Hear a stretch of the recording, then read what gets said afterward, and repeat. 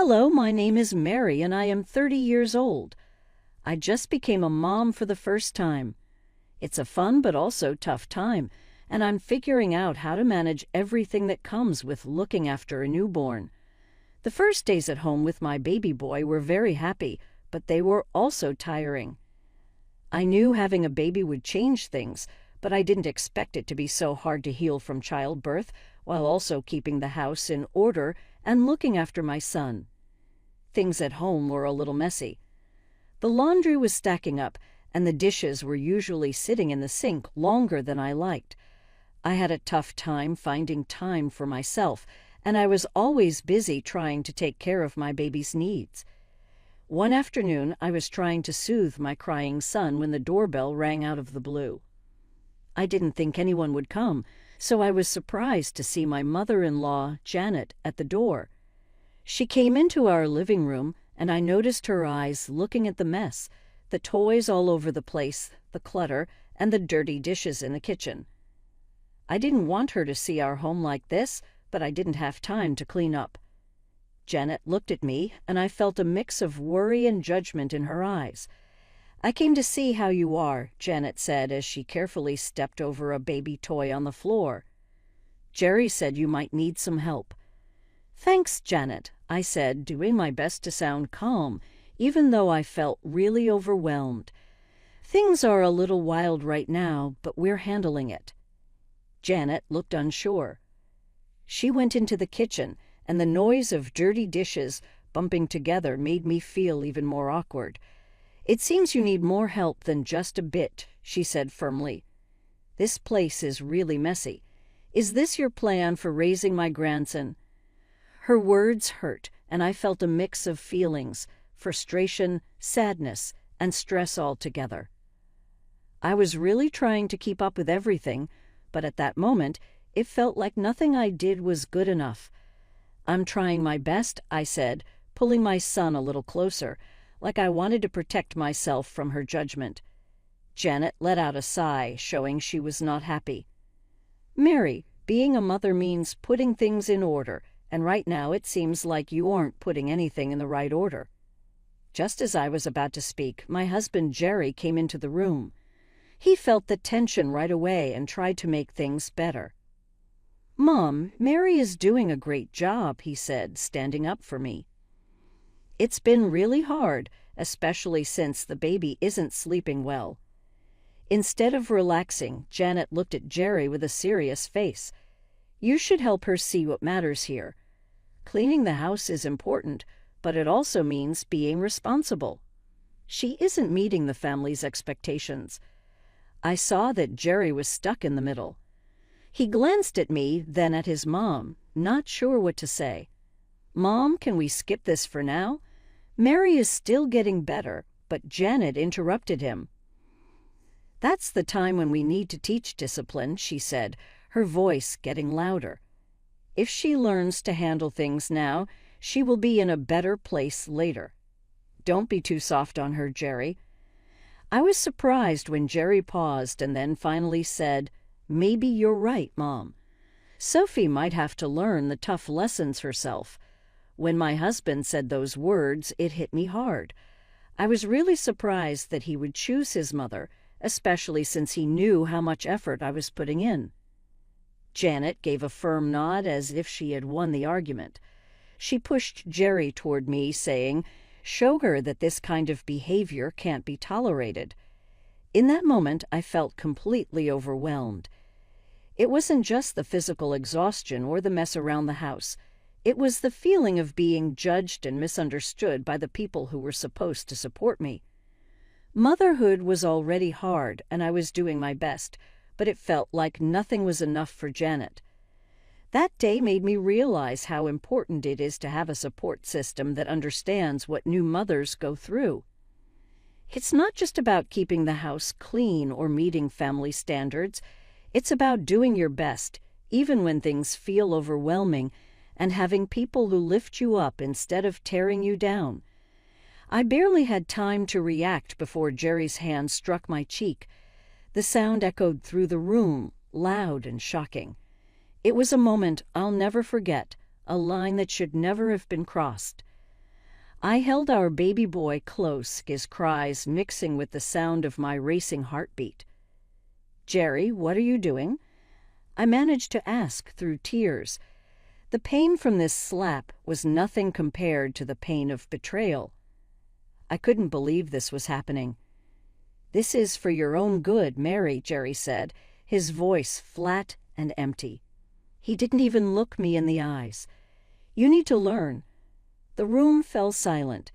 The only sound was the soft whimpers of our son. Jerry glanced at me, his face showing a mix of frustration and embarrassment, but it didn't feel like an apology. Janet, his mother, stood there with a stern expression, not saying a word. But her presence alone was enough to make things worse. She didn't move, didn't flinch. She just stood there watching, as if she had expected this to happen. What was supposed to be a visit to help me had turned into something else entirely. Instead of support, I got judgment, and now this slap that shook my entire world. It was like everything I thought I knew about family was crumbling around me. As Janet prepared to leave, she whispered something to Jerry at the door. I couldn't hear all of it, but her smug look and Jerry's troubled face told me it wasn't anything kind. I could feel the coldness in the air, and it made my heart sink even more. That night, after the chaos of the day, I rocked my son to sleep, trying to soothe him as much as myself. But the fear and dread wouldn't leave me. What was supposed to be a loving family now felt like something else entirely. It felt like I was being judged, like I was on trial, and I was failing in their eyes. As I held my son close, I made a decision. I needed to get out, not just for my safety, but for his too. The house that once felt like a home now felt like a prison built by the very people who were supposed to love and protect us. I realized that this wasn't a place where I could raise my son safely. Jerry had crossed a line, and I couldn't trust him anymore, especially with his mother's influence always lurking in the background. That night, I couldn't bear to sleep next to Jerry. Instead, I took my baby to the nursery, a small room that had become my sanctuary in the past few weeks. As I sat in the rocking chair holding my son, the events of the day played over and over in my mind. Each time I thought about it, the pain and betrayal grew stronger. I knew that I couldn't stay. The next morning, while Jerry was at work and Janet was thankfully gone, I made a call. Maria, a close friend who had offered her help before, answered quickly. "Jess, it's me.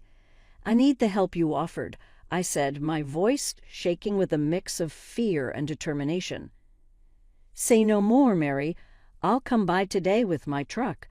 We can move your things to my place until you figure out where you want to go," Maria responded, her voice calm and reassuring.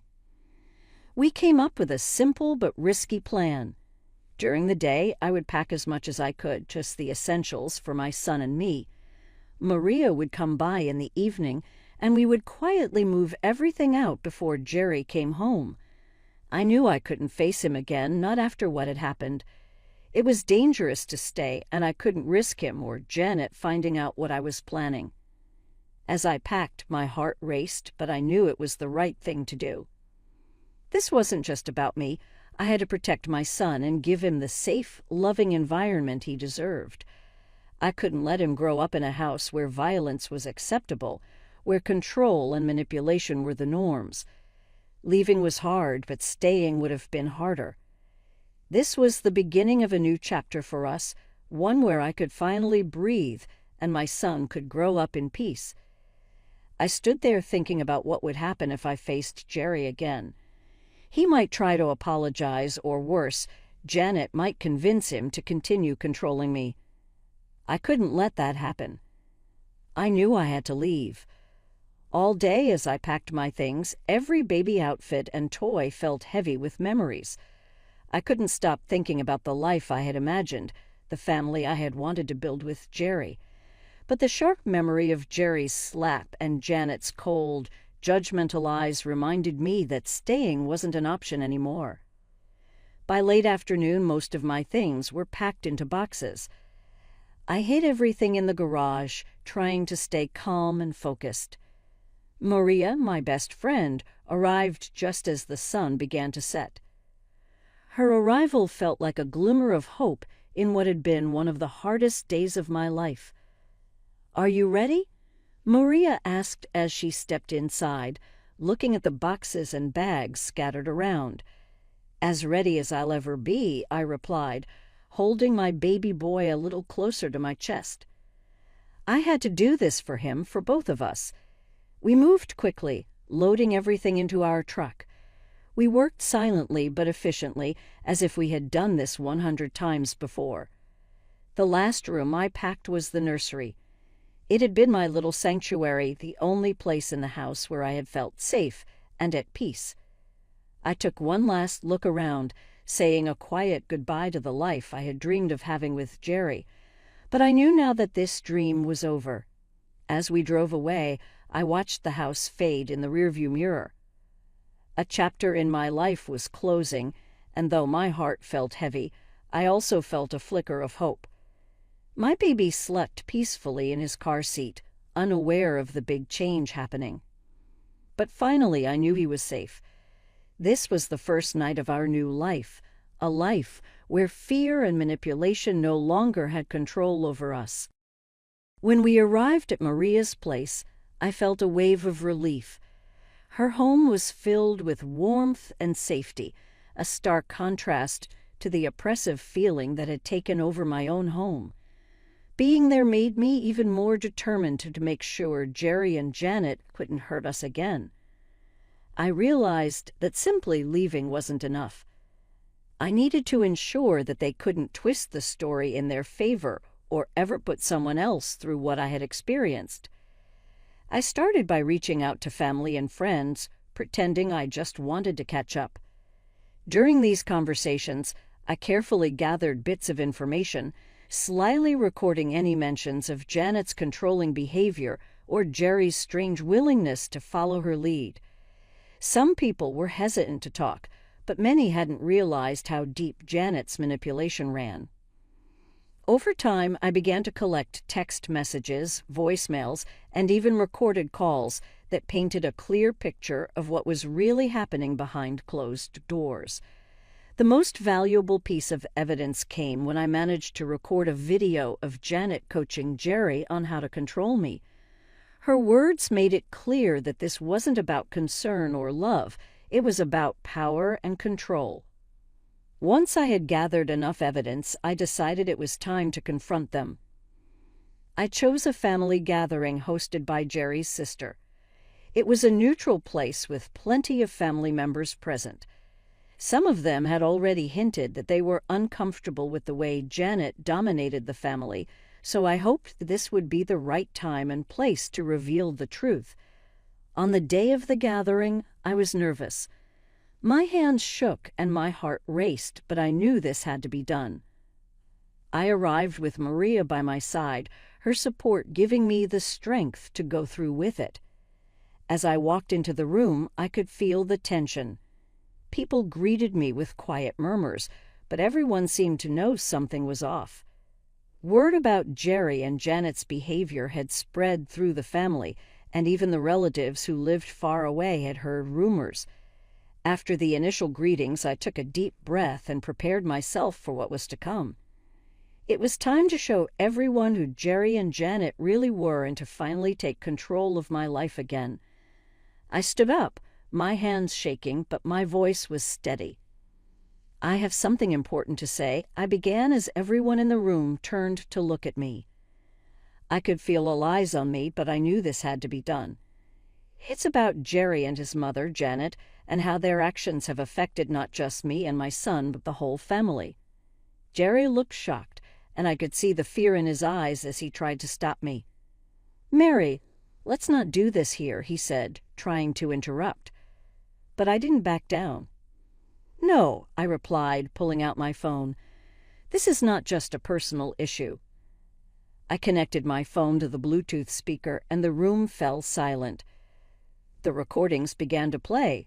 Janet's cold, controlling voice telling Jerry how to handle me, and Jerry's hesitant agreements. It was all there, plain as day, their plans to fix my behavior.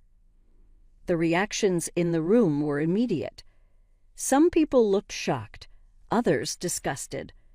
Jerry's aunt, who had always been kind to me, looked heartbroken. She turned to Janet, her voice shaking. "Is this true, Janet? Were you really forcing Jerry to do this?" Janet's face turned red with anger and fear. "These are taken out of context," she snapped, trying to defend herself. But it was too late. Jerry's cousin, who had been quietly observing until now, stood up. "No, they aren't out of context. We've seen signs of this for years, but we didn't want to believe it." That moment changed everything. Family members began to speak up, sharing their own experiences with Janet's controlling ways. Slowly, a picture emerged of a woman who had manipulated her family for years, hiding behind the role of a caring mother.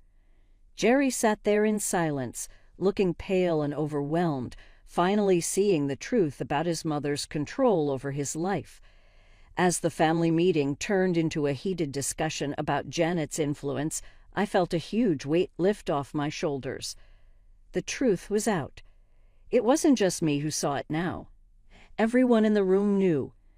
The family, who had been under Janet's control for so long, finally saw her manipulations for what they were. After the confrontation, there was a quiet, somber feeling in the air. The family, long under Janet's influence, now had to come to terms with what had been going on for years. The shock was clear on their faces, and it was uncomfortable for everyone to realize how deeply Janet had affected their lives. For me, the decision to leave Jerry was painful, but it was also necessary. After everything that had happened, there was no going back. As the family began to leave, I gathered my son, who was blissfully unaware of the storm around him. With one last look at the family home, I stepped into the unknown, knowing I was doing the right thing for us. Jerry watched us leave, his face filled with sadness and regret. His voice, once so familiar, now felt distant as he whispered a weak goodbye. I didn't look back. Janet, on the other hand, faced a much harsher reality. The family she had controlled for so long now saw her for who she really was. They began to distance themselves, realizing how much harm her actions had caused. Her attempts to regain control went unheard. The evidence from the recordings and the testimonies at the gathering had been too much for anyone to ignore. In the weeks that followed, Jerry tried to reach out to me. His messages were full of apologies, promises of change, and pleas for forgiveness. But the memory of his raised hand and his mother's influence over him was too much to forget. The trust between us had been broken, and with it, our marriage.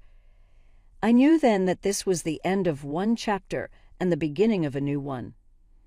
I wasn't just leaving a bad situation, I was starting a new life. One where I could be free from control and fear and focus on raising my son in a safe, loving environment. I found a new home in a small apartment, far away from the neighborhood I used to call home. It was a place where no one knew my story, and I could start over without the weight of the past following me. My friend Maria stayed by my side, helping me through this new chapter in life. I was grateful for her support as I figured out how to build a life that felt safe for both me and my son. My days were simple but filled with purpose. I spent most of my time caring for my son and slowly putting the pieces of my life back together. The healing process wasn't easy. It was slow, and sometimes it hurt more than I expected. There were days when the weight of everything that had happened felt too heavy to bear. But the freedom to make my own choices, without fear of being controlled or manipulated, kept me going. It felt like a fresh start, a chance to live on my own terms. I started going to therapy, where I learned how to heal from the emotional wounds I carried. I also joined support groups for single mothers, and meeting others who had gone through similar experiences helped me feel less alone. Over time, the broken pieces of who I once was began to come back together. I wasn't the same person I had been before, though. I was stronger now, more resilient. I had learned how to stand up for myself and protect my son from anything that might harm us. My son's laughter became my anchor, pulling me through even the toughest days. Watching him grow and hit new milestones brought me so much joy, and each little moment gave me more hope for a future. As he learned to walk and talk, I felt my confidence growing too. I was learning how to be a mother, how to build a safe and loving home, and how to live a life that was free from fear. Months passed, and before I knew it, a year had gone by. One evening, after putting my son to bed, I sat down in our cozy living room. It was filled with his drawings and toys, signs of the happy life we were building together. I couldn't help but think about how far we had come. The pain of the past was still there, like a shadow, but it wasn't as overwhelming as it had once been. The light of new beginnings was brighter, and the support of friends, like Maria, and the unconditional love of my son gave me strength. That night, as I sipped a cup of tea, I realized I was finally ready to share my story. I started a blog, a space where I could write about what I had been through. It wasn't just for me, it was also for others who might be going through similar struggles. I wanted to connect with people who were facing manipulation or abuse and let them know they weren't alone. Every blog post I wrote was a step away from the victim I used to be and a step closer to becoming someone who could help others. As I reflected on my journey, I realized I had grown into an advocate. I had found my voice, and I was using it to speak out against the kind of control and manipulation I had once lived under. My story was one of resilience, of finding strength in the face of hardship. Now, as I conclude my story, I want to leave you with a question to think about. Do you believe it's possible to fully break free from the control of a manipulative family, or do the effects of those relationships stay with us forever? I'd love to hear your thoughts and experiences in the comments. Let's keep this conversation going and support one another.